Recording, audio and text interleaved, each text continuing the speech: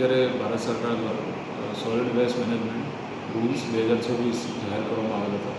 ત્યારબાદ સુપ્રીમ કોર્ટમાં માન્ય સુપ્રીમ કોર્ટ દ્વારા આના ડાયરેક્શન્સ વિથ ડાયરેક્શન્સ આપવામાં આવેલ છે, જે અંતર્ગત જે કચરો છે એને 4 વે સેગ્રિગેશન એટલે 4 અલગ અલગ પ્રકારના કચરામાં વર્ગીકરણ કરીને અને એનું કલેક્શન અને ટ્રાન્સપોર્ટેશન અને અલગ અલગ પ્રકારની જે પ્રોસેસ છે એ કરવાની રહે છે.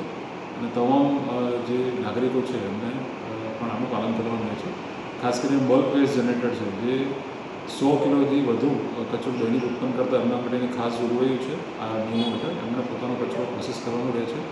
અને અમુક જો તે પોતે ના કરે તો અમારા જે બીજી યુએલબીસ છે અથવા તો ટૂંકમાં જે પણ સંસ્થા છે ઓથોરાઇઝ એના જોડે એમને ટાઈપ કરવાનું રહે છે. ઉપરાંત આમાં કલેક્ટરશ્રી છે એમના અધ્યક્ષસ્થાને સ્પેશિયલ સેલની પણ રચના કરવામાં આવી છે, જે અંતર્ગત આનું નિયમો છે એનું એન્ફોર્સમેન્ટ સુનિશ્ચિત કરવા માટે માનનીય સુપ્રીમ કોર્ટ દ્વારા નિર્દેશન આપવામાં આવે છે. જાગૃતિ માટે જે કોર્પોરેશન છે, નગરપાલિકાઓ છે એમને કામગીરી સોંપવામાં આવે છે. ઉપરાંત ગ્રામ્ય વિસ્તારમાં પણ આ વસ્તુ લાગુ કરવાની છે.